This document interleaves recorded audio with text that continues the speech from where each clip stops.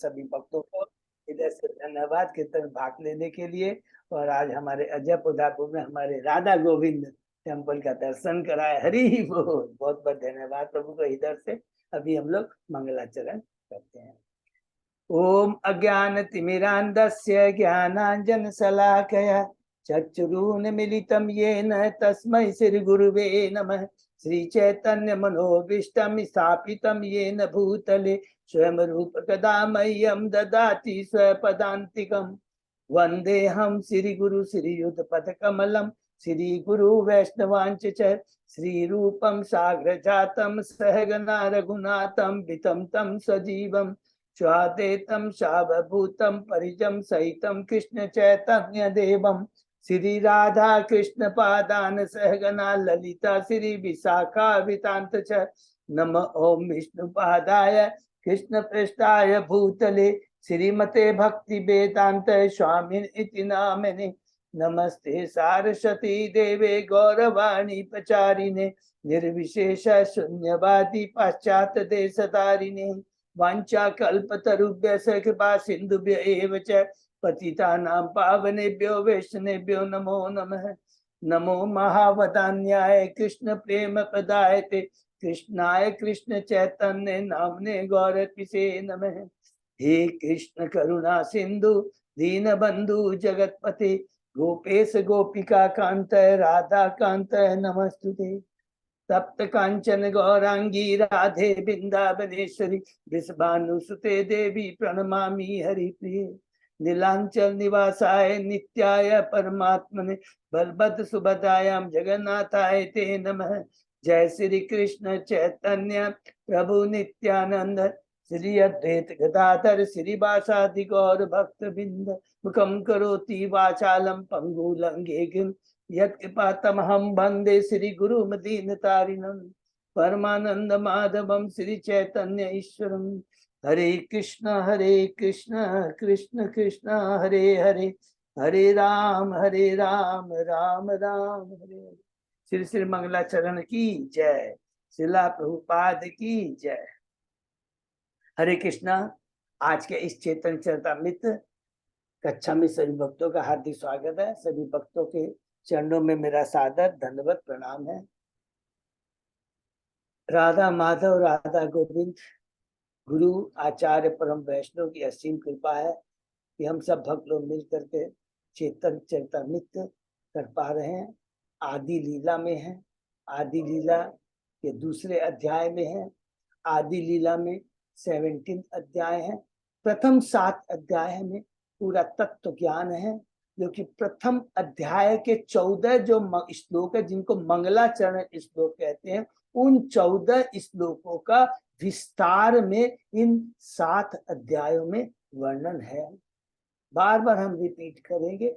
और इन 7 अध्याय में प्रथम जो 4 अध्याय हैं कृष्ण तत्व चैतन्य तत्व चेतन महाभूत तत्व के ऊपर में है।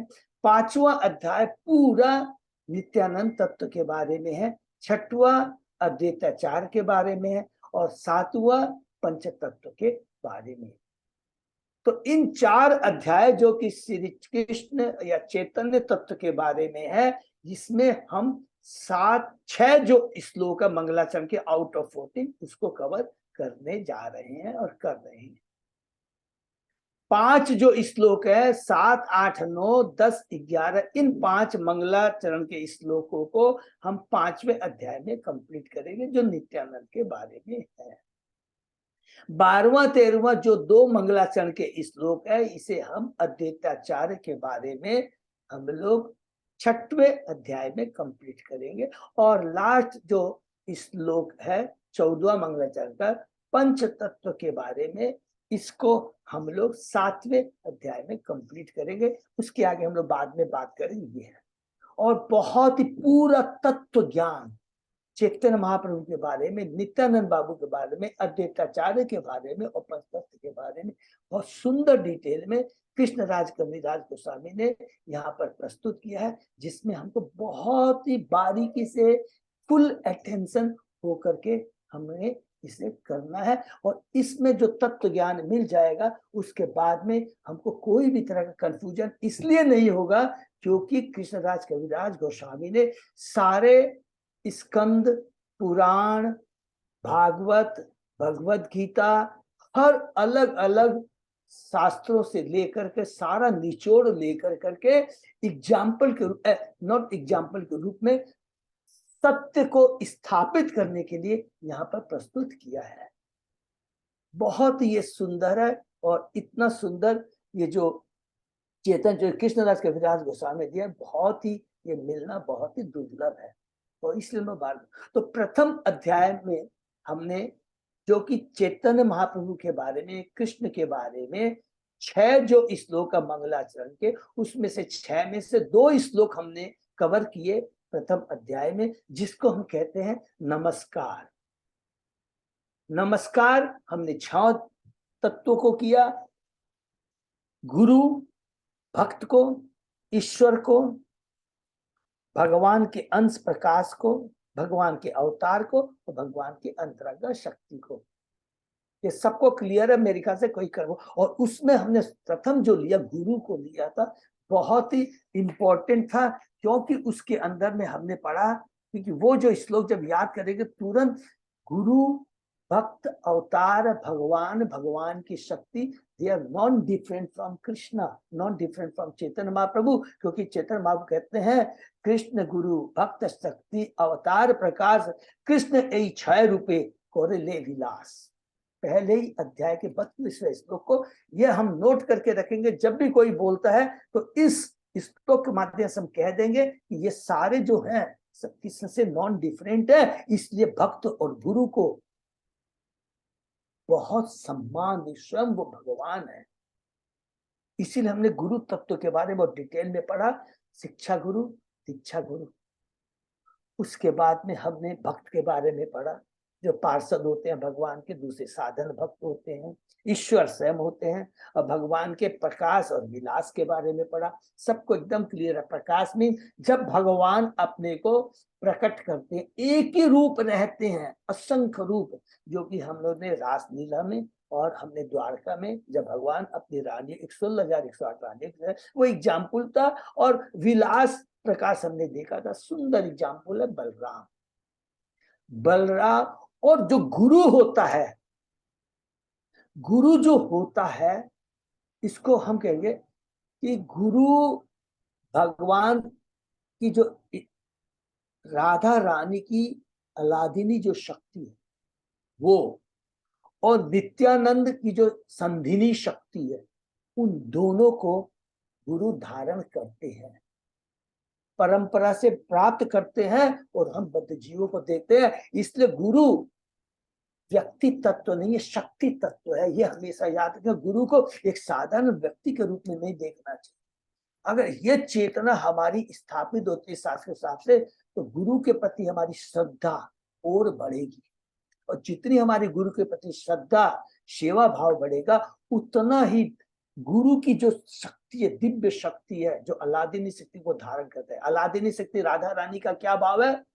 कृष्ण की तुष्टि, कि कृष्ण को कैसे तुष्ट किया जाए, ये है। और कृष्ण को कैसे तुष्ट किया जाए, इसको शक्ति कौन प्रदान करता है? वो नित्यानंद प्रदान करते हैं, वो उनकी संधिनी शक्ति प्रदान करते हैं। ये बहुत इंपॉर्टेंट चीज है। तो गुरु तत्व, शिक्षा गुरु और दीक्षा गुरु, ये बहुत इंपॉर्टेंट है। इसी को बार बार, क्योंकि सारा तत्व इसी के अंदर घुसा हुआ है।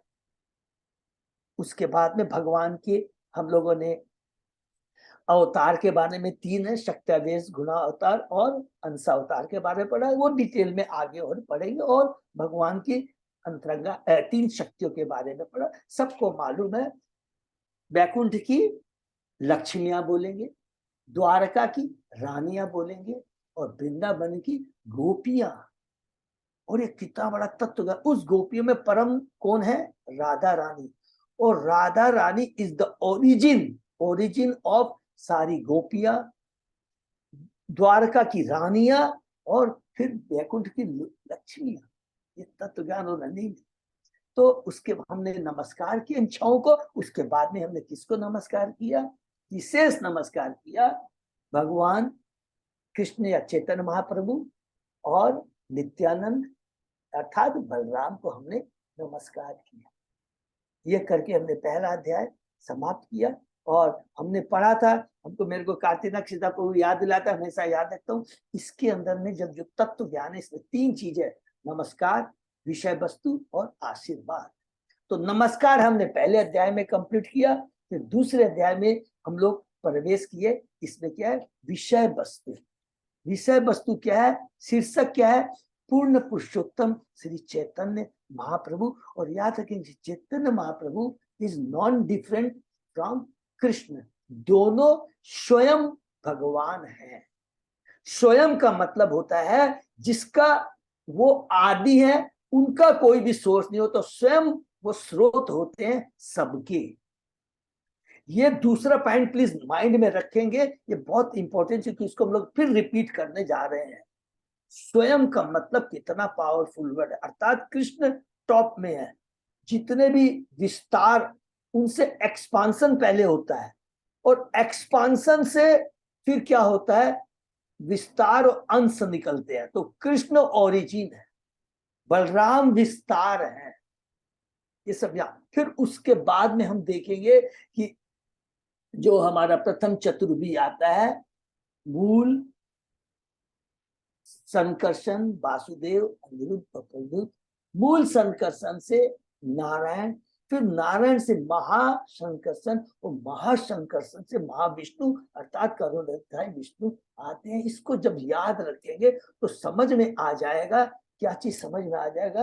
अरे कृष्ण की पोजीशन अलग है, कृष्ण कभी वृंदावन छोड़ के नहीं जाते हैं। उनका विस्तार, अलग अलग अवतार आकर के पूरे विश्व ब्रह्मांड के अंदर में लीला करते हैं। और कुछ भी ले लीजिए, युगा अवतार ले लीजिए, लीला अवतार ले लीजिए, पुरुषा अवतार ले लीजिए, सक्ता वेश अवतार ले लीजिए, मनवंतर अवतार ले लीजिए, कुछ भी ले लीजिए, ओरिजिनल कृष्ण नहीं है। ये उनके विस्तार या उनके के माध्यम से होता है। ये हमने पढ़ा। तो इस अध्याय के अंदर हमने क्या क्या पढ़ा कि श्री चैतन्य महाप्रभु अभी पढ़ेंगे, सॉरी, स्वयं पुरुषोत्तम कृष्ण भगवान है। ब्रह्म परमात्मा भगवान के बारे में पढ़ा। ब्रह्म ज्योति महाप्रभु भगवान श्री कृष्ण के कांति है, और परमात्मा उनके हृदय, जीव के हृदय में स्थित जो है परमात्मा, वो भगवान का ओरिजिनल, भगवान का अंश है। फिर हम लोगों ने पुरुषो अवतारों के बारे में पढ़ा, और ये पुरुषो अवतार को हम लोग चैप्टर 5 में भी पढ़ेंगे। क्यों पढ़ेंगे? क्योंकि ये पुरुषा जो अवतार आ रहा है, इसके पहले हमको किसकी बात करनी है? 5वां चैप्टर किसके बारे में? नित्यानंद प्रभु के बारे में। तो नित्यानंद को पढ़ेंगे तो फर्स्ट में आएगा, अरे ये तो कृष्ण के विस्तार है। अरे ये जो नित्यानंद बलराम है, उसी को बढ़ते बढ़ते हमने पढ़ा है प्रथम चतुर्वेद नारायण से। उसके बाद में महासंकर्षण से ये पुरुषा अवतार निकलते हैं। तो पुरुषा अवतार की पोजीशन, बलराम की पोजीशन और कृष्ण की पोजीशन समझ में आ जाएगी। और ये जो पुरुषा अवतार है, हमने जो श्लोक पढ़ा, एते चांस कला पुस्तक कृष्णस्तु भगवान से, और इन पुरुषों अवतार से ही सारे अवतार आते हैं। ये कितनी बड़ी, माने जितने भी, ये हमने कहा पढ़ा था? कैंटो 1 के 3 अध्याय में ये है, ये श्लोक ना, कैंटो 1 के 3 अध्याय का 28वां श्लोक, एते चांस किला पुस्तक कृष्णस्तु भगवान सब। तो ये श्लोक, और वदंती तत्तत्पदम जत ज्ञान अद्वयम ब्रह्मेति परमात्मेति भगवान इति शब्दते। ये 2 श्लोक को प्लीज तुम मेमोराइज कर लेगा।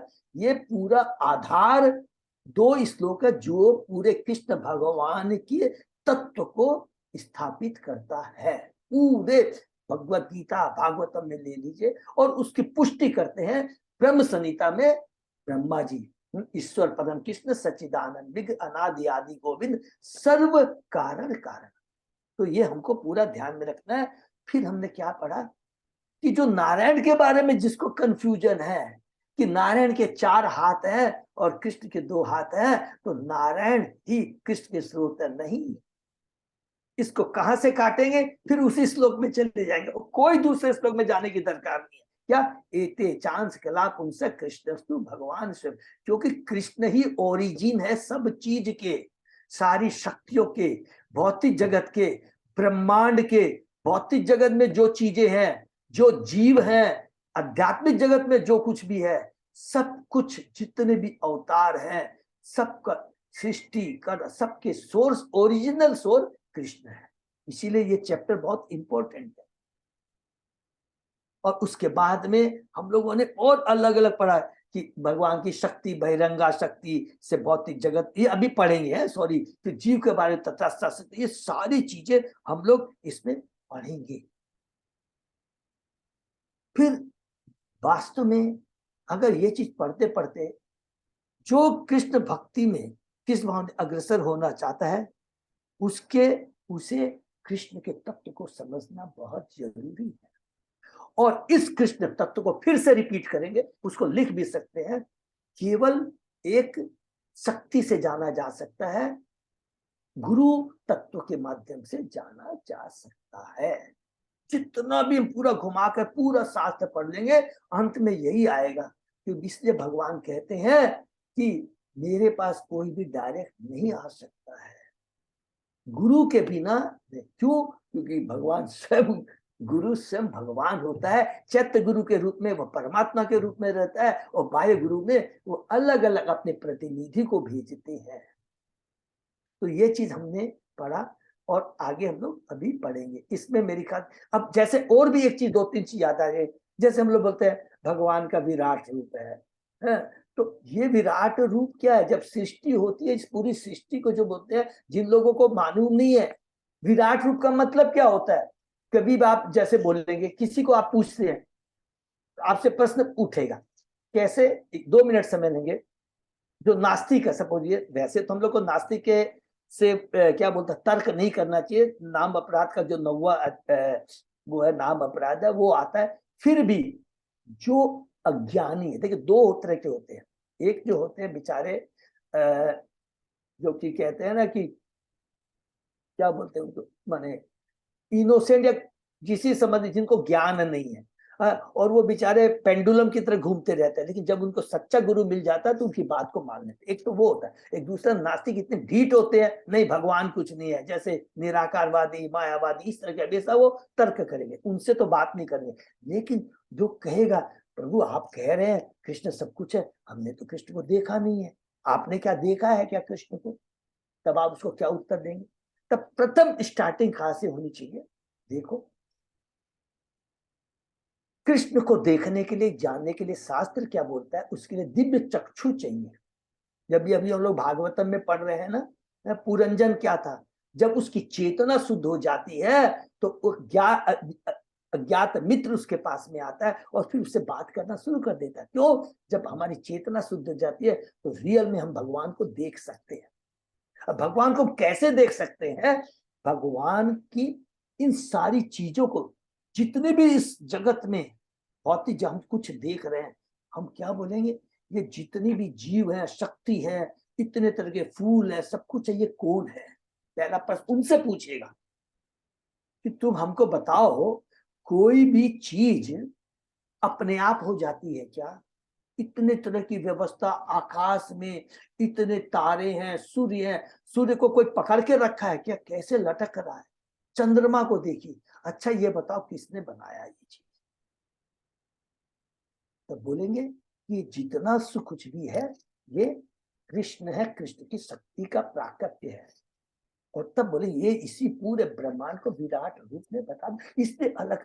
तब वो बोलेगा वास्तव में बात तो सच है, कोई चीज अपने आप नहीं बनती। एक सोचिए, हम एक छोटा सा प्रोग्राम ऑर्गेनाइज करने जाते हैं, उसमें कितना प्लानिंग करना पड़ता है, स्टार्टिंग से कि 1 महीना, 2 महीना, 3 महीना, डिपेंडिंग ऑन द, माने प्रोग्राम के आकार के ऊपर निर्भर करता है, कितनी हम प्लानिंग करते हैं पहले से।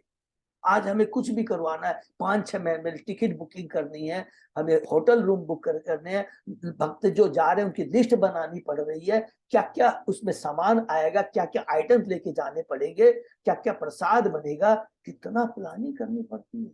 अब सोच, और इतना बड़ा ये ब्रह्मांड चल रहा है, ये क्या अपने आप हो गया? उससे पूछेंगे, अपने आप उसका जवाब आएगा, और इससे उसमें क्या होगा, एक विश्वास पैदा होगा। तो ये है प्रोसेस। इसीलिए हिरण्यगर्भ, भगवान का विराट रूप, कुछ भी है, परमात्मा, सबको इसी तरह धीरे धीरे हम लोग एक्सप्लेन करेंगे। फिर बोलेंगे भगवान का साकार रूप, यस आध्यात्मिक जगत है, ये तो भौतिक जगत है, आध्यात्मिक जगत को ये शास्त्रों में वर्णन आया है। तो अलग करके तब धीरे धीरे this is kind of way of preaching. Preaching तो है, और हम अपने ऊपर भी तो लीजिएंगे, तो उसको हमको इसी हिसाब से करना। और ये सारी चीजें कहाँ मिलेगी, पूर्ण पुरुषोत्तम भगवान श्री चेतन बाबू चैप्टर 2 में हमें मिलेगा। एक एक श्लोक को कार्तिक बता बता के इसको एक्सप्लेन कर रहे हैं। तो हमने इसमें श्लोक नंबर 86 कर रहे थे प्रभु जी। 86 ना? Okay, thank you so much. आधा आधा हुआ था उसका, उसने फिर तो उसमें आधा हुआ था, 86 में करेंगे, तो 85 तक हमने किया था, है? तो उसके अंदर जो हमने रिपीट कर लिया है, भगवान के सारे अवतार, पुरुषा अवतार में कर्णोदक्षाय विष्णु, गर्भोदक्षाय विष्णु, क्षीरोदक्षाय विष्णु किया, सबको समझ में आ गया कि जो सारे ब्रह्मांड निकलते हैं कर्णोदक्षाय विष्णु से, तो सारे ब्रह्मांड, जितने भी ब्रह्मांड है उनके मालिक है परमात्मा है, ठीक है, क्योंकि उनसे सारे ब्रह्मांड निकलते। फिर गर्भोदक्षाय विष्णु है, वो प्रत्येक ब्रह्मांड के आत्मा या परमात्मा, क्यों, प्रत्येक ब्रह्मांड में गर्भोदक्षाय विष्णु घुसते हैं, और उस ब्रह्मांड के अंदर जितने भी जीव हैं उसके वो हिरण्य गर्भ, उनके सारे के कर्णोदक्षाय विष्णु सारे ब्रह्मांड के हो गए परमात्मा, गर्भोदक्षाय विष्णु एक एक ब्रह्मांड के हो गए, और क्षीरोदक्षाय विष्णु क्या करते हैं, एक एक ब्रह्मांड में जितने जीव हैं सबके हृदय में जाकर के प्रवेश करते। तो गर्भोदक्षाय एक एक ब्रह्मांड में जाते हैं, क्षीरोदक्षाय विष्णु एक एक ब्रह्मांड के अंदर जितने जीव है उसके अंदर जाते हैं, प्रवेश करते हैं, स्थापित। इसलिए वो क्षीरोदक्षाय विष्णु प्रत्येक जीव की आत्मा हो गई है, ये हमने पढ़ा।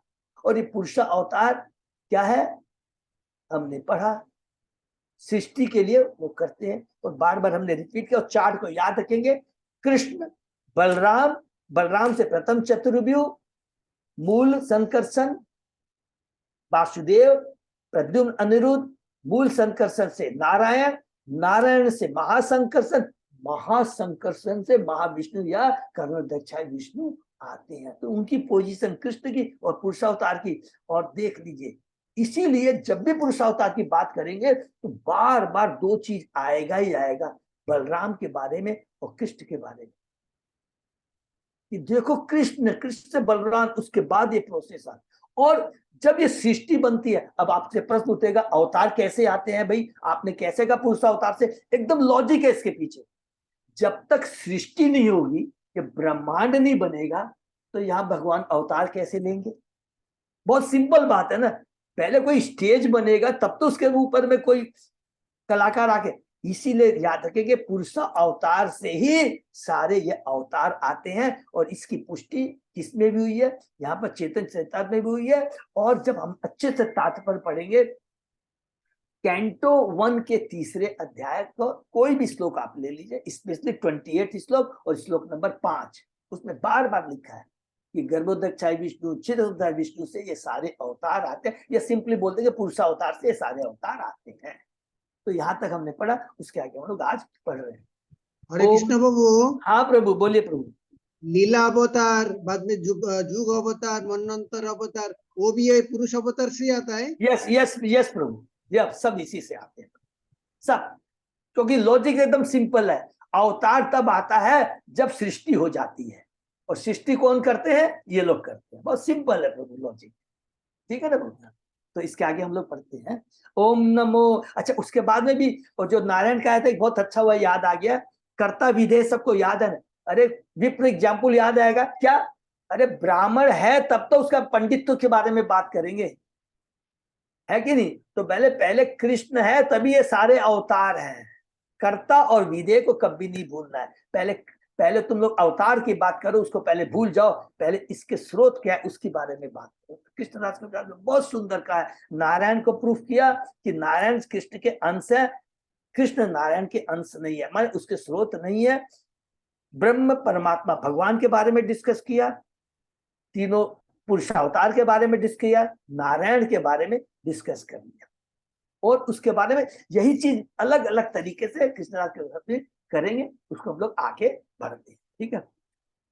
ओम नमो भगवते वासुदेवाय, ओम नमो भगवते वासुदेवाय, ओम नमो भगवते वासुदेवाय। आदि लीला चैप्टर 2, शीर्षक पूर्ण पुरुषोत्तम भगवान श्री चैतन्य महाप्रभु, श्लोक नंबर 86 प्रभु। ठीक है, अजय प्रताप 86 ना, इसी को रिपीट करना है हम लोग को ना, आधा हुआ था। ओके। ब्रह्म प्रमाद विप्रलिप्सा करणा पाटव, आर्स विज्ञ वाक्य नाही दोष यही सब।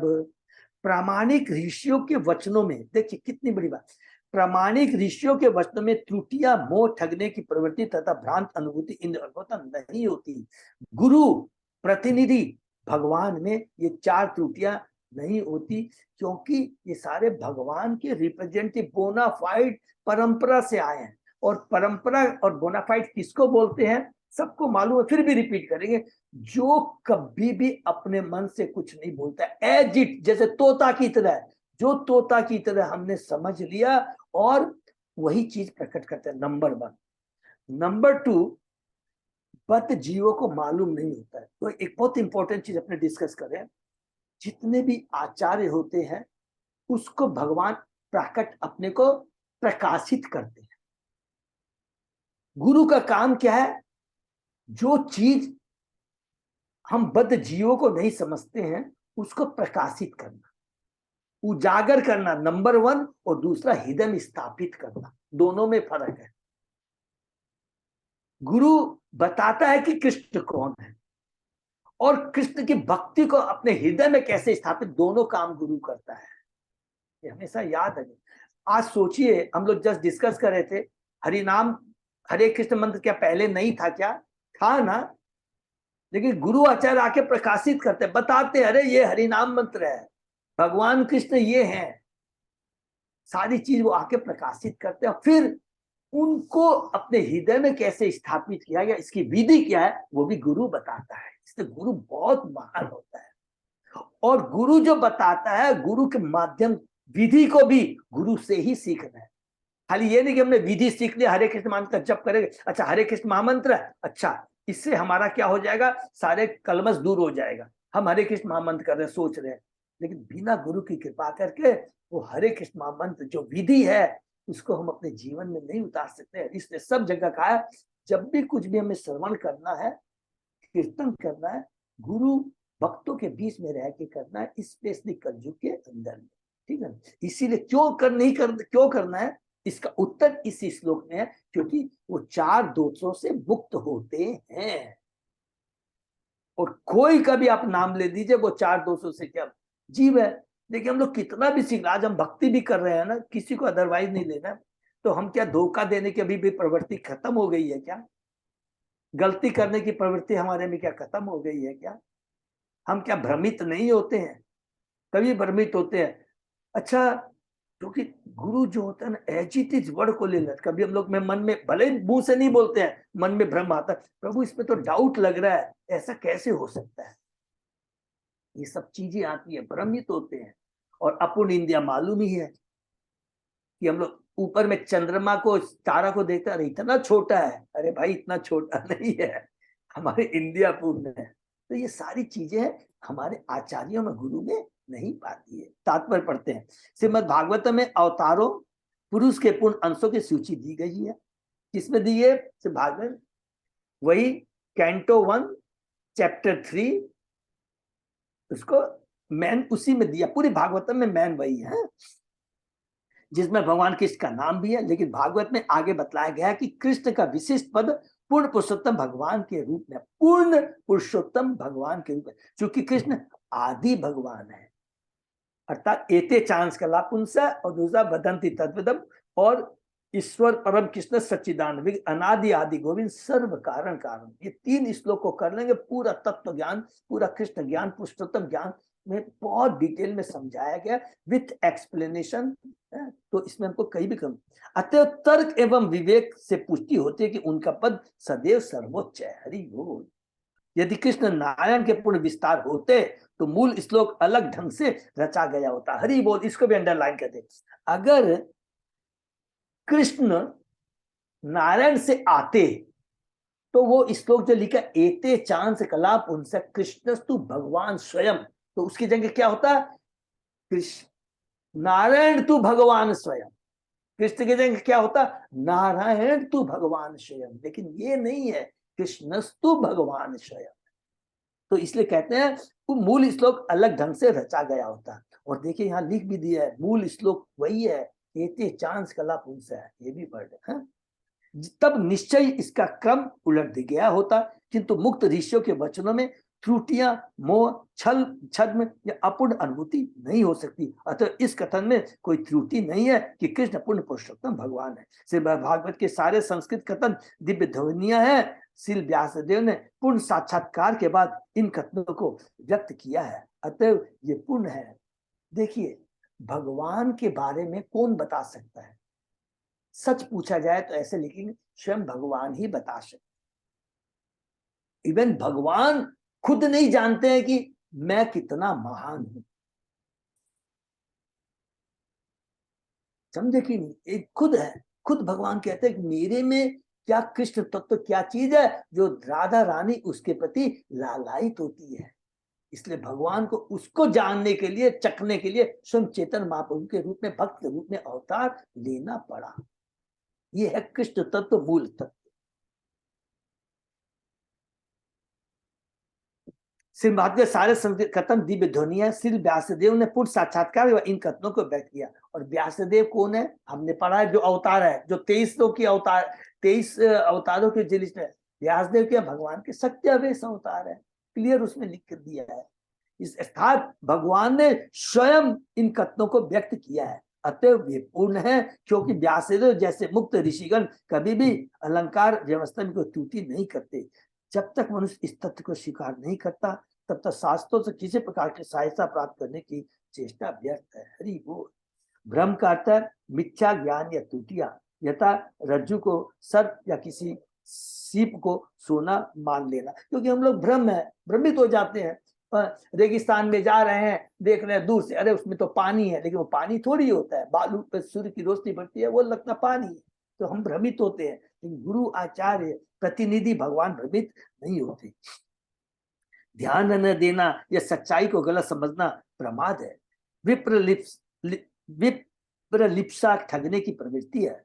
करना पाठव भौतिक इंद्रियों की अपूर्णता या सूचक है। ऐसी अपूर्णताओं के अनेक उदाहरण प्राप्त होते हैं। जो वस्तु बहुत दूरी पर है, ये अत्यंत लघु होती है, उसे आंखें नहीं देख पाती। जैसे हमने देखा है कि आकाश में सूर्य चंद्रमा को देखते हैं, अरे तो बहुत छोटे से हैं। यहां तक कि मनुष्य अपनी आंख की पलक को नहीं देख पाता। हरि बोल।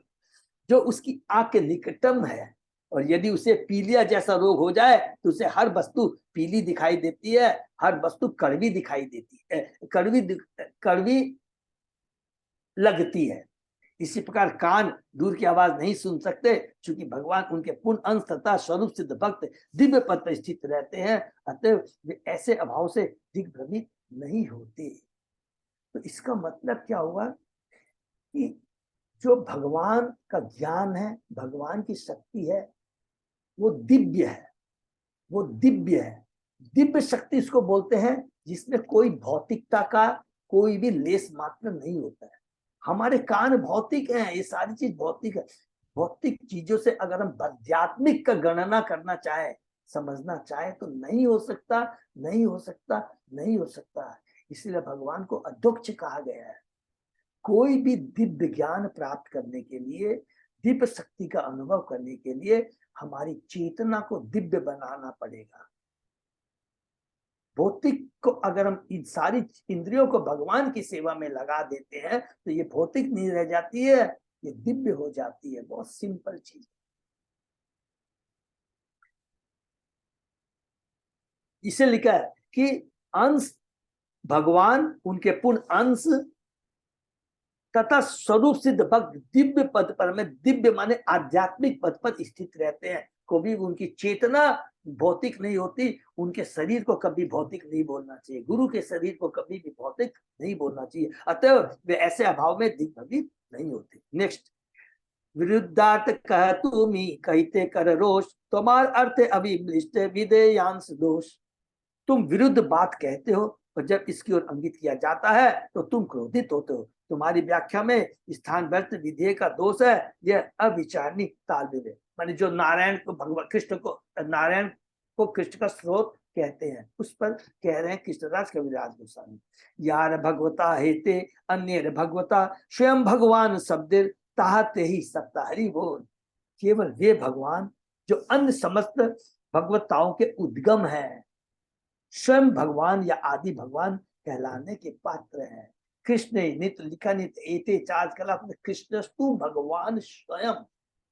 कृष्णराज इतना जोर दिया इसी श्लोक के ऊपर में, और भागवत में भी आचार्य ने, विश्वनाथ चक्रवर्ती सबने कहा ये बहुत ये पूरा आधार है पूरी भागवतम का। इसको क्या मैं एक प्रॉपर वर्ड यूज है, याद नहीं आ रहा है, मूल श्लोक है, मूल श्लोक है पूरा, ये मूल श्लोक है ये चांस कला पुस्तक और वदंती तत्वदंती।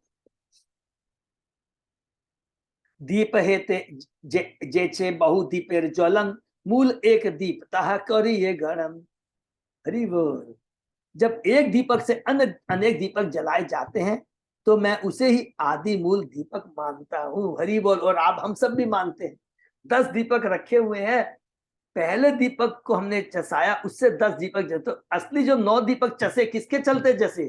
पहले दीपक के चलते जलते।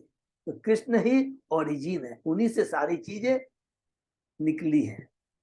ब्रह्म संहिता में कहा गया कि विष्णु तत्व या परम भगवत तत्व दीपक की भांति है, क्योंकि उनके विस्तार सभी प्रकार से मूल स्रोत के तुल्य होते हैं। ये बहुत इंपॉर्टेंट चीज है, इसको भी लिख लेंगे, नोट कर लेंगे। उनके सभी विस्तार प्रकार के मूल स्रोत के तुल्य उन्हीं के समान होते हैं।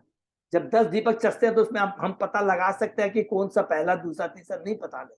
तो भगवान के तो सारे विष्णु तत्व होते हैं, वह शक्तिमान होते हैं, माने उन्हें दिव्य शक्तियां होती है। एक जलता दीपक असंख्य अन्य दीपकों को जला सकता है, जो यद्यपि निष्कृष्ट नहीं है, तो भी उस एक दीपक को मूल माना जाना चाहिए, जिससे अन्य सभी दीपक जलाए गए। इसी प्रकार पूर्ण पुरुषोत्तम भगवान विष्णु तत्व के पूर्ण अंशों में अपना विस्तार करते हैं, और यद्यपि वे समान रूप से शक्तिशाली होते हैं, फिर भी मूल शक्तिशाली भगवान ही उद्गम माने जाते हैं। यह दृष्टांत श्री ब्रह्मा जी जैसे गुणावतार के प्राकट की भी व्याख्या करता है। वो सब चीज हम लोग को सबको याद भी होगा। भगवान कृष्ण में 64 गुण होते हैं, विष्णु में कितना 60 है ना, सब कोई बताएंगे? जी प्रभु जी 60 है। 60 है। वेरी गुड, थैंक यू माता जी। फिर ब्रह्मा जी, शिव जी में कितने हैं?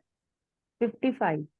55। ब्रह्मा जी में 50। हरि बोल। और सारी जीवों में भी उतने 50 है। तो ये याद रखेंगे, तो ये चीज है बस। यह दृष्टांत श्री ब्रह्मा जी से गुणावतारों के प्राकट की भी व्याख्या करता है। श्री जीव गोस्वामी के अनुसार संबोस्तु तमो अधिष्ठान त्वात कजलमय सूक्ष्म दीप शिखा स्थानीय यश न तथा साम्यम। शंभु तत्व कजली से ढके दीपक की भांति है, क्योंकि शिव जी तमोगुण के प्रभारी हैं। ऐसे दीपक से बहुत कम प्रकाश आता है, अतः शिव जी की शक्ति विष्णु तत्व की शक्ति की बराबरी नहीं कर सकती। ये जस्ट बताने के लिए है। तो माने ऐसा नहीं कि शिव जी को हम लोग कभी भी ऐसी अवस्था में, अरे शिव जी तो कभी ये सब नहीं बोलना है, ये सब जस्ट तत्व ज्ञान के लिए है। लेकिन भक्ति के हिसाब से क्या बोलेंगे? अरे शिव तो परम वैष्णव है, परम वैष्णव है, उनके माध्यम से मैं कृष्ण के पास जा सकता हूँ। ये भाव जब रहेगा तो कभी भी भक्त के प्रति हमारा माने उसको अंडरमाइन नहीं करना चाहिए। ये चीज याद रखना। तैचे सब अवतारे कृष्ण से कारण, आर एक श्लोक सुन कुव्याख्या खंडन। कितनी सुंदर वर्ड लिखते हैं, आर एक श्लोक सुन कुव्याख्या खंडन। ये जो कुव्याख्या करते हैं कि नारायण से कृष्ण का अवतार होता है, इस कुव्याख्या का खंडन करने के लिए कृष्ण कविराज गोस्वामी कहते हैं मैं तुम्हें और एक श्लोक सुनाता हूं। हरि बोल। इसी प्रकार कृष्ण समस्त कारणों के एवं समस्त अवतारों के कारण सारी भ्रांत व्याख्याओं के खंडन हेतु अब दूसरा श्लोक सुनो, हरि बोल। ये बहुत इंपॉर्टेंट है। ये जो हम लोगों ने भागवतम में पढ़ा है, कैंटो 2 का 10वां अध्याय में, ये सबको मालूम है। सर्ग विसर्ग, स्थानम पोषणम, अत्र सर्गो विसर्गश्च स्थानम पोषणम मूर्तयः। मनु अंतरे ईश अनुकथा निरोधो मुक्तिराश्रय। दशमस्य विशुद्धयर्थ नवानामीय लक्षणम वर्णयन्ति महात्मानं सुतेनाथेन चांस च अंसा। इसमें सिर्फ भागवत में 10 विषयों का वर्णन किया गया है। सबको मालूम है, सर्ग विसर्ग स्थान पोषण, जो हम लोग ने भागवत में डिस्कस किया था। उति मनवंतर ईशानुकथा निरोध मुक्ति आश्रय। तो इसमें से भागवत 10 विषयों का वर्णन किया है। ब्रह्मांड के अवयव की सृष्टि, कितना सुंदर ये 10 है। जो हमने कहा सर्ग विसर्ग स्थानम पोषणम उति मनवंतर ईशानुकथा निरोध मुक्ति, इन सबके 9 का आश्रय कौन है? श्री कृष्ण है। 10वां आश्रय माने इन सबों का आश्रय कृष्ण है। सर्ग हो या विसर्ग हो, ओरिजिन सृष्टि कृष्ण, विसर्ग ब्रह्मा जी करते हैं कृष्ण की कृपा से। सब कुछ आप देख लीजिएगा, स्थानम पोषणम, सबके आश्रय कृष्ण है। ये दूसरा श्लोक यहाँ पर कहते हैं। तो इसमें से भागवत के 10 विषयों का वर्णन किया गया। ब्रह्मांड के अवयवों की सृष्टि, ब्रह्मा की सृष्टि, सृष्टि का पालन, श्रद्धावानों के प्रति विशिष्ट अनुग्रह, कर्म के लिए प्रेरणाएं, उति जिसको बोलते हैं नियमों का पालन का मनुष्यों के कर्तव्य, भगवान के अवतारों का वर्णन, सृष्टि का संहार, निरोध, स्थूल तथा सूक्ष्म जगत से मुक्ति तथा परम आश्रय पूर्ण पुरुषोत्तम भगवान हरि बोल। 10वां विषय अन सबके आश्रय, इसको अंडरलाइन कर ले। 10वां विषय इन सबके आश्रय है। ये भागवतम में फिर से व्यासदेव ने लिखा है। परम आश्रय और अन्य 9 विषयों में अंतर दिखाने के लिए महाजनों ने प्रार्थनाओं या प्रत्यक्ष व्याख्याओं के द्वारा प्रत्यक्ष अप्रत्यक्ष रूप इन 9 का वर्णन किया गया है। इसीलिए कहा गया है, अगर भगवान श्री कृष्ण पर पूर्ण श्रद्धा रखनी है तो कभी भी भागवतम में जंप नहीं करना चाहिए, सीधा जाकर 10वें कैंटो में घुस जाए। नहीं, इसके पीछे बड़ा आध्यात्मिक रीजन है, जो अभी हमने शुरू में डिस्कस किया। ये सारे अव्यय कैसे आए, ये हाइड्रोजन, अरे पानी तो बन गया। अरे पानी बनाने के लिए एक साइंटिस्ट से पूछो, भाई हाइड्रोजन ऑक्सीजन कहाँ से आया? पट से हम लोग बोल देते हैं, एक ज्ञान है। कभी तक हमने नहीं सोचा, लेकिन शास्त्र प्रभुपाद जी बताते एग्जाम्पल के माध्यम। अच्छा, साइंटिस्ट ने आविष्कार किया कि हाइड्रोजन ऑक्सीजन मिलने से पानी बनता है। ओ, साइंटिस्ट इतना महान है। लेकिन एक कृष्ण भक्त गुरु क्या बोलेगा, ये साइंटिस्ट ये तो बता हाइड्रोजन ऑक्सीजन कहां से आया।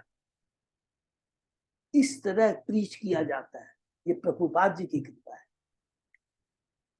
श्रीमद् भागवत से लिए गए ये श्लोक दूसरे कैंटो के 10वें अध्याय का पहला श्लोक उन 10 विषयों की सूची देते हैं जिसका वर्णन भागवत के मूल पाठ में हुआ है। इन सब में 10वां सार मूल विषय है, कृष्ण मूल विषय है, और अन्य 9 इसी सार से निकले हुए पद हैं। हरि बोल। ये 10 विषय इस प्रकार है, हम लोग स्पीडली पढ़ के निकल जाते हैं क्योंकि सबको मालूम है। सर्ग, सर्ग का मतलब हाल है जो ओरिजिनल भगवान से जो पुरुषावतार, हरि बोल, यहाँ पर आ गया, जो पुरुषावतार के माध्यम से हमने पढ़ा है, ठीक है ना। कर्णोदक्षा विष्णु, गर्भोदक्षा और छिद्रार्जुन।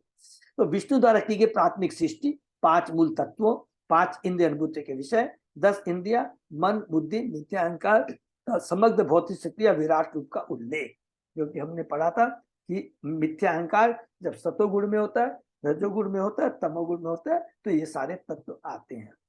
विसर्ग, अब भगवान ने ये सृष्टि बना दिया। अब भगवान ब्रह्मा जी की उत्पत्ति करते हैं गर्भोदय से विष्णु के रूप में। उनके कमल नाभि से ब्रह्मा निकलते हैं। अब वो ब्रह्मा जी को काम कहते हैं, देखो मैंने जो सारा कर दिया, अब तू एक काम कर, ये जो 84 लाख योनियां हैं, इनको तू इनके कर्म और स्वभाव के अनुसार इस 14 भुवन में स्थापित कर दे। ब्रह्मा जी का एकमात्र यही कार्य है, इसीलिए उनको विसर्ग कहा गया, सेकेंडरी क्रिएशन। गौण सृष्टि अथवा ब्रह्मा द्वारा ब्रह्मांड में चर तथा अचर शरीर को उत्पन्न करने का कार्य। यहाँ उत्पन्न वर्ड करने की जगह आप ये भी लिख सकते हैं हम लोग करते, इनको स्थापित करने का कार्य, क्योंकि Krishna is the creator, original creator. स्थान, भगवान विष्णु द्वारा ब्रह्मांड का पालन। विष्णु का कार्य अधिक महत्वपूर्ण है और उनकी महिमा ब्रह्मा जी शिव जी से अधिक है, क्योंकि विष्णु सतोगुण में होते हैं, उससे पालन होता है। ब्रह्मा जी रजोगुण क्रिएशन होता है और शिव जी नष्ट करते हैं, तमोगुण के देवता है, या नियामक देवता, ऐसे बोलेंगे, नियामक देवता प्लीज है। क्योंकि ब्रह्मा जी से सृष्टा तथा शिव जी से सनातन होने के उपरांत भी विष्णु पालन करता है। हरि बोल। पोषण, भगवान द्वारा भक्ति की विशेष देखभाल तथा सुरक्षा। जिस प्रकार राजा अपने राज्य तथा प्रजा का पालन करता है किंतु फिर भी अपने परिवार के लोगों का विशेष ध्यान रखता है, उसी प्रकार भगवान अपने उन भक्तों की विशेष देखभाल करते हैं जो पूर्णतः उनके शरणागत है। तो अलग अलग हम लोगों ने देखा भगवान अपने भक्तों की कैसे रक्षा करते हैं। ध्रुव महाराज, पृथु महाराज, प्रहलाद महाराज, बलि महाराज, किसी को भी आप ले लीजिए, पांचों पांडवों को ले लीजिए, सबको ले लीजिए, कैसे भगवान उनको उति सृष्टि की प्रेरणा प्रेरक शक्ति जो देश काल तथा पात्र की अवस्थाओं के अनुसार सारे अवेशों का कारण है। उति सबको है ना, माने मति, मति जैसे उति जैसे होता है। आसुरी प्रवृत्ति, जैसे हम लोग इसमें दोनों का वर्णन हुआ, आसुर प्रवृत्ति और भगवत प्रति। आसुर प्रवृत्ति माने हिरण्यक्ष के बारे में दिखा, अलग अलग असुरों के बारे में है, हिरणाक्ष, हिरण्यक्ष और बहुत सारे हैं, कंस, शिशुपाल, माने दुनिया भर की ये है, ये वृत्ति। और भक्त वृत्ति दुनिया भर के भक्त है, प्रहलाद, ध्रुव महाराज, उति, इसके बारे में वर्णन है। मनवंतर सबको क्लियर है, उन मनुओं द्वारा नियंत्रित काल जो उन जीवों के लिए विधि विधान सिखाते हैं जो मानव जीवन में पूर्णता प्राप्त करना चाहते हैं। मनु द्वारा मनु संहिता में मंडित नियम ऐसी पूर्णता का मार्गदर्शन होता है। मनवंतर, प्रत्येक मनवंतर में अलग अलग मनु होता है जो हमने पढ़ा है। प्रथम मनु को है स्वयंभू मनु, जो अभी हम भागवतम में पढ़ रहे हैं, ठीक है ना। और एक एक मनु काल में, और सब ये बाद में डिस्कस कर लेंगे, सबको मालूम है कि ब्रह्मा जी के एक दिन में 14 मनु आते हैं। ब्रह्मा जी का एक दिन 1000 चतुर्युग का होता है। इस 1000 को हम 14 से डिवाइड कर देते हैं तो एक एक मनु 71 पॉइंट समथिंग समथिंग चतुर है, याद रखिए 1000 चतुर्युग। एक चतुर्युग सबको मालूम है, सतयुग, त्रेता युग, द्वापर युग, कलयुग मिलाकर एक चतुर्युग, या उसको दिव्य युग भी बोलते हैं, वो होता है। वैसे ही 71, बाप रे कितना हो गया, आप सोचिए एक चतुर्युग कितने साल का होता है, 43,20,000, 43,20,000 साल का एक चतुर्युग होता है। क्योंकि सिंपल है, कलयुग 4,32,000, द्वापर डबल हो गया, त्रेता उसको 3 कर दीजिए, और सतयुग 4 गुना, 4 3 7 2 9 और 1 10। सबको क्लियर है ना। चतुर्युग 4, त्रेता युग 4 और 3 7, द्वापर युग 2 7 2 9 और कलयुग 1 10। तो 10वां, तो कलयुग जब 4,32,000 का होता है उसे को 10 से मल्टीप्लाई कर दीजिए तो एक दिव्य युग आ जाएगा 43,20,000। बहुत सिंपल है। वो एक हुआ चतुर्युग, उसको फिर 71 से मल्टीप्लाई करते हैं, 71 पॉइंट समथिंग से, उतना साल तक एक मनु राज्य करता है, ठीक है। उसमें इंद्र भी अलग होता है, ऋषि अलग होते हैं, स्वयं भगवान अलग होते हैं, अलग अलग है। उसमें हम लोग इसको चैप्टर 8 में पढ़ेंगे डिटेल में, ठीक है। नेक्स्ट, ईशानु कथा, भगवान एवं पृथ्वी पर उनके अवतारों तथा उनके भक्तों के कार्यकलापों के विषय में शास्त्रीय ज्ञान है। वो पूरी भागवत में है, अवतारों के बारे में, एक भक्त की लीलाओं के बारे में है। निरोध, दैट इज जो शिव जी करते हैं। सृष्टि में प्रयुक्त सारी शक्तियों को समेटना, ऐसी शक्तियां कारण सागर में नित्य सहन करने वाले भगवान से उद्धृत है, उद्भूत है। ब्रह्मांड जो उनके श्वास के साथ प्रकट होते हैं, पुनः यथा समय लुप्त हो जाते हैं। तो हमें कार्तिक सिद्धांत बता रहे थे ना, वो दो तरह की सृष्टि है, आंशिक और महासृष्टि। जब आंशिक, ब्रह्मा जी का एक दिन जब खत्म होता है उसको आंशिक प्रलय बोलते हैं, जिसमें नीचे के सारे लोग विलीन होते हैं। लेकिन जब ब्रह्मा जी के 100 दिन जब पूरे हो जाते हैं, पूरा ब्रह्मा जी की मृत्यु हो जाती है ये बोल दीजिए, तो पूर्ण महाप्रलय होती है, जिसमें सारे पूरे 14 भुवन विलीन हो जाते हैं। किसमें हो जाते हैं? कर्णोदक्षा विष्णु में समा जाते हैं। मुक्ति, शरीर तथा मन के स्थूल इस सूच आवरणों द्वारा बंधे बद्ध जीवों की मुक्ति। आत्मा सारी भौतिक आसक्ति से मुक्त होकर और स्थूल तथा सूक्ष्म भौतिक शरीर को त्याग कर अपने मूल आध्यात्मिक शरीर में आध्यात्मिक आकाश वैकुंठ को प्राप्त कर सकता है और वैकुंठ लोक या कृष्ण लोक में भगवान की दिव्य प्रेमावी सेवा में लग सकता है। जब आत्मा अपने मूल वैधानिक पद में स्थित होता है, जो कि हम लोग कैंटो अभी 4 में भी पढ़ रहे हैं, 28वें अध्याय में पढ़ रहे हैं, 29 में भी नारद जी रिपीट कर रहे हैं प्राचीन वरी को।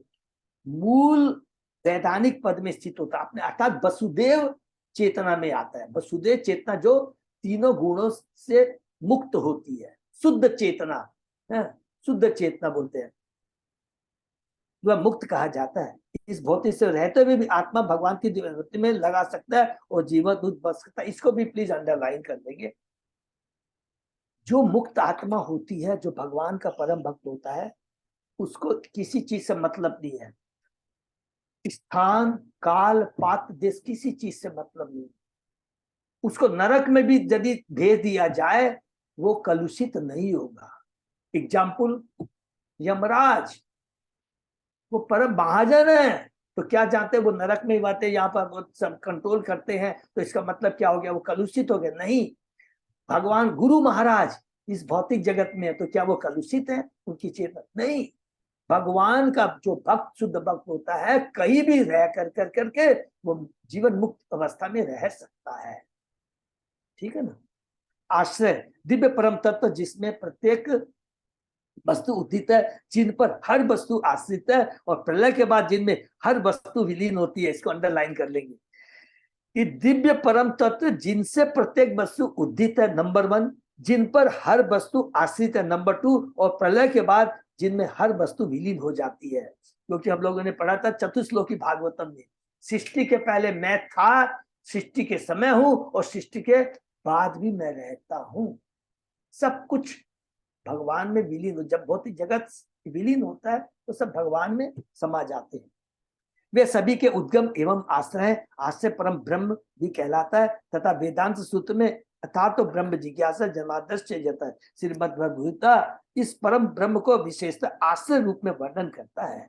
यह आश्रय श्री कृष्ण ही है। इसको भी अंडरलाइन करेंगे। ये आश्रय श्री कृष्ण ही है। कृष्ण सभी चीजों के सोर्स है। बलराम जी उनका एक्सपांशन है। ये पुरुष अवतार, सारे अवतार हैं, इसकी ओरिजिन कभी हम जो बार बार डिस्कस करें वो कृष्ण ही है। और ये चैप्टर इसीलिए बार बार कृष्ण कविराज गोस्वामी स्थापित करना चाहते हैं, तुम जिस चीज की भी बात कर लो, इसका अल्टीमेटली ओरिजिन हम कृष्ण को ही पाएंगे। अतएव जीवन की सबसे बड़ी आवश्यकता यह है कि कृष्ण तत्व का अध्ययन किया जाए। इसको अंडरलाइन कर लेंगे। यही कह रहे हैं कृष्ण के प्रभुपाद जी तात्पर्य के, कृष्ण तत्व का अध्ययन किया जाए।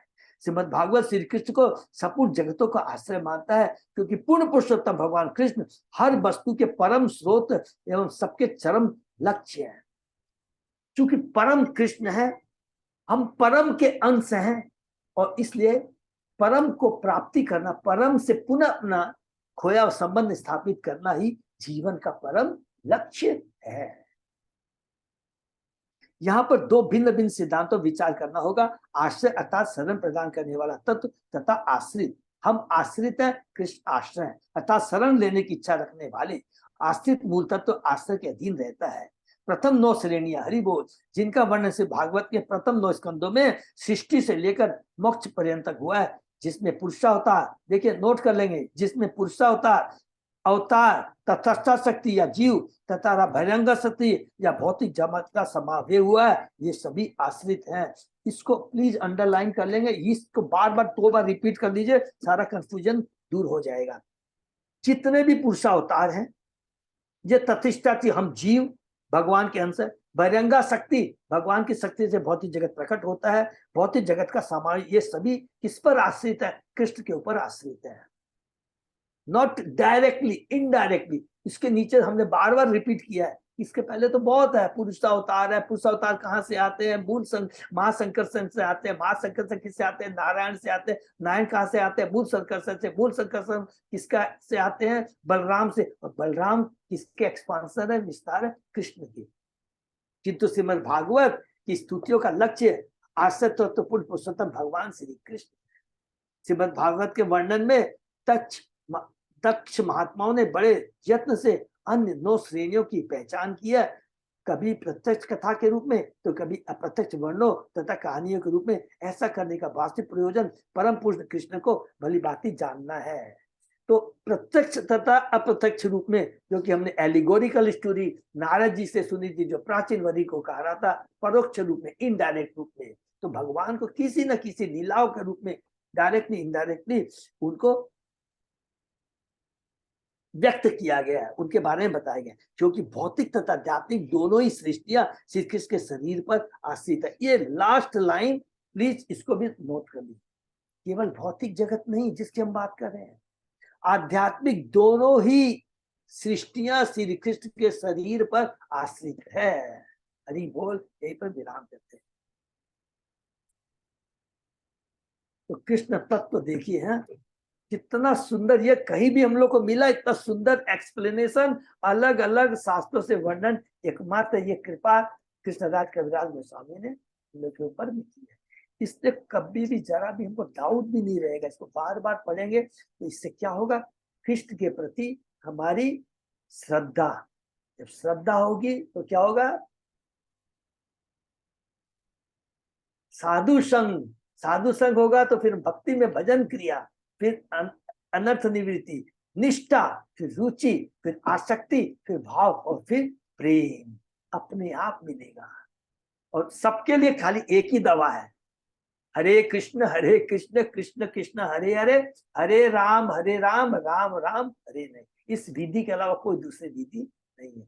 हरे कृष्णा। बहुत बहुत धन्यवाद। विराम देते। तो इसमें तात्पर्य भी श्री कृष्णराज कविराज गोस्वामी द्वारा के लिखा हुआ है क्या? तात्पर्य तो प्रभुपाद जी लिखे ना। प्रभुपाद जी का प्रभु तात्पर्य, प्रभुपाद जी का तात्पर्य। इसीलिए तो प्रभुपाद जी की जो कृपा है ना, हम लोग भूल नहीं सकते। वो समझ पा रहे, नहीं तो अदरवाइज तो समझना बहुत मुश्किल। प्रभु क्या होता है ना, अभी हमने एक वर्ड जिसके हम उसको फिर नोट कर लेंगे। क्या होता है, कोई भी चीज का तात्पर्य है, जो भगवान कुछ भी बोलना चाहे, सपोज एक वर्ड भगवान ने बोला, एक श्लोक बोला, तो उस श्लोक को हमको समझ में आ नहीं सकता। क्यों नहीं समझ में आ सकता? कि हमारी अपूर्ण इंद्रियां हैं, 4 दोष हैं। तो उस श्लोक की सही व्याख्या कौन कर सकता है? जो 4 दोषों से मुक्त हो। और वो जो 4 दोषों से मुक्त हुआ, उसी को कृष्ण अपने को प्रकाशित करते हैं कि मैं ये बोलना चाहता हूं भाई। तो उस चीज को कृष्ण क्या बोलना चाहते हैं, वो चीज वही बता सकता है जो 4 दोषों से मुक्त हो। इसीलिए प्रभुपाद जी ने एक वर्ड भी, प्रभु फुल स्टॉप किस किस की कमेंट्री आप पूरा देखेंगे, विश्वनाथ चक्रवर्ती की कमेंट्री आप देखेंगे, और बहुत कितने आचार्यों की है, खाली वो उनकी कमेंट्री को देखते कि इसने ये कहा, इसने ये कहा। इसीलिए प्रभुपाद जी के जो जितने भी ग्रंथ हैं वो खोजने से नहीं मिलेगा। हम कुछ और इसका अर्थ निकाल रहे हैं, वो भी एक अपराध है। इसीलिए कहा गया कि गुरु आचार्य की वाणी को एज इट इज ले देना नहीं चाहिए, उसमें कभी भी तर्क नहीं करना चाहिए। ठीक है ना प्रभु? हरे कृष्णा। यहीं पर विराम। हरे कृष्ण प्रभु जी। मेरा क्वेश्चन है। सुवर्णा शांति माता जी बोले। हाँ प्रभु जी, आप शुरुआत में जैसे बोले कि गुरु जो हैं वो हम अलादीनी शक्ति और संदिनी शक्ति को धारण करके आते हैं भगवान की सेवा के लिए और हमें कृष्ण तत्व प्रदान करने के लिए। yes, लेकिन हम इनको, ठीक है, गुरु महाराज को इस स्टेज पे हम देखते हैं कि गुरु महाराज इस स्टेज पे हैं, लेकिन और भी लोग जैसे ब्रह्मचारी कृष्ण तत्व दे रहे हैं या कोई शिक्षा गुरु दे रहे हैं, तो वो उनको भी इस स्टेज पे ही माना जाता है कि उनको नहीं? नो माताजी, नो। हम लोग सब लोग क्या है? पथ प्रदर्शक हैं। नहीं, हम लोग के लिए भी नहीं कह रहे प्रभु, जो ब्रह्मचारी जैसे हम देख Yes, रहे हैं कि yes, बहुत उनकी भी, सारे yes, टेम्पल में। यस यस माता जी, इसीलिए कहता हूँ आप एक बात लिख लीजिए, बहुत सीक्रेट है, प्लीज इसे सच पूछा जाए, इवन गुरु महाराज ये वर्ड बोलते हैं कि केवल प्रभुपाद जी ही क्या है, आप कुछ भी दीजिए, कि जो वो चीज कैरी करके आते हैं, वो भगवान के शक्तिविश अवतार है। और बाकी वो लोग खुद भी अपने को क्या बोलते हैं कि वी आर ओनली पथ प्रदर्शक। ये तो उनकी विनम्रता है, इसलिए बहुत सीक्रेट बात है, प्लीज ये सब किसी, जितने भी ब्रह्मचारी हैं देखिए वो भी भ्रमित हो रहे हैं। हम लोग सुने इस्कॉन में हो रहा है, सब सुन रहे हैं, लेकिन ये अपराध नहीं, इनको एकदम सोचना भी नहीं है माता जी, है उनको उस लेवल पे नहीं सोच सकते। ठीक है जी सुवर्ण सर माता जी। जी, बहुत अच्छा हाँ, प्रश्न है, वेरी गुड, लेकिन बिल्कुल और नहीं। एक, हाँ, हाँ जी प्रभु जी, और एक क्वेश्चन और है प्रभु जी, जैसे अगर कोई बोलता है कि ठीक है हमारे गुरु महाराज, हम जानते हैं कि उनके बारे में कुछ कुछ और भी बहुत सारी बातें जानते हैं कि वो चार त्रुटियों से मुक्त हैं, लेकिन कोई अगर हमसे बोलता है कि उनके अंदर भी तो अपूर्ण इंद्रियां हैं, क्या वो सूर्य और तारे को, वो जैसे हम लोग को छोटे दिख रहे हैं तो उनको भी दिख रहे हैं इसी तरह से, तो उस चीज को कैसे खंडन करेंगे उनको? उसको माता जी ऐसे खंडन कीजिएगा कि बहुत बड़ा ये बोल, प्रथम स्टार्टिंग ऐसे कीजिएगा, ये बहुत बड़ा अपराध है, ये आप सोच रहे हो कि उनको आंखें ऐसी है, उनको छोटा देखते हो, कि आपकी आंखें क्या है, भौतिकता से ग्रस्त है। गुरु के बारे में आप ये कैसा सोच सकते हैं, क्योंकि हमारी ये अपूर्ण इंद्रिय बोल के हम पूर्ण के बारे में ऐसी व्याख्या कर रहे हैं, ऐसे बोलिएगा, क्योंकि हम अपूर्ण हैं उसके चलते पूर्ण के बारे में ऐसी बातें कह रहे हैं, तुरंत खंडन कर दीजिएगा और उससे फिर बात मत कीजिएगा। अगर दोबारा भी करे तो आपसे दोबारा उससे बात भी मत कीजिएगा, क्योंकि हम इतने कमजोर हैं कि हमारी माने हमारी श्रद्धा कभी भी पतली न हो जाए गुरु के प्रति। अब आप बोलेंगे प्रभु हम लोग इतनी बात क्यों करेंगे, नोट कर लेंगे, शक्तिवेश अवतार प्रभुपाद जी ने जिनको सर्टिफिकेट दिया है, अब सोचिए, बड़ी बात को समझिए, गुरु देखता है कि किसको क्या दिया जाए, इसलिए हम लोग बार बार रिपीट करते हैं कि जो प्रभुपाद जी ने जो गुरु को दे दिया है, मैं बार बार क्यों रिपीट करता हूँ, क्योंकि मैं आचार्य से सुन रहा हूँ, उनसे कॉन्फिडेंशियल कभी बातें होती है, जैसे आपसे खुल के बता रहा हूँ, यहाँ बहुत लिमिटेड है, कि हिज होलिनेस जयप्रकाश गुरु महाराज के महाबरा अवतार है, जो सदैव उनके संग रहते हैं, उनके चरण के अगर हम जल को धोकर पी लेंगे ना तो हमारा जीवन धन्य हो जाएगा। मैं किसकी बात कर रहा हूँ, महाबरा प्रभु की। वो उनके मुंह से कपिल के बीच से बात निकलता, प्रभु और गुरु महाराज जी, we should not miss the opportunity, please please please bring more and more people and I Hare Krishna request Prabhu, you। हाँ प्रहलाद महाराज भी ऐसा ही बोला था ना।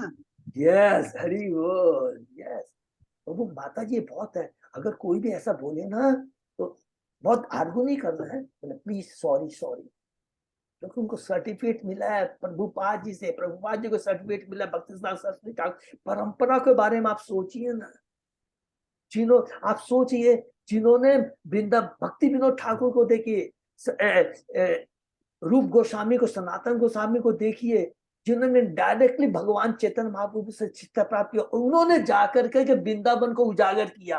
आज उनके पहले किसी को मालूम भी था क्या, बोलिए, सब लुप्त हो गए थे।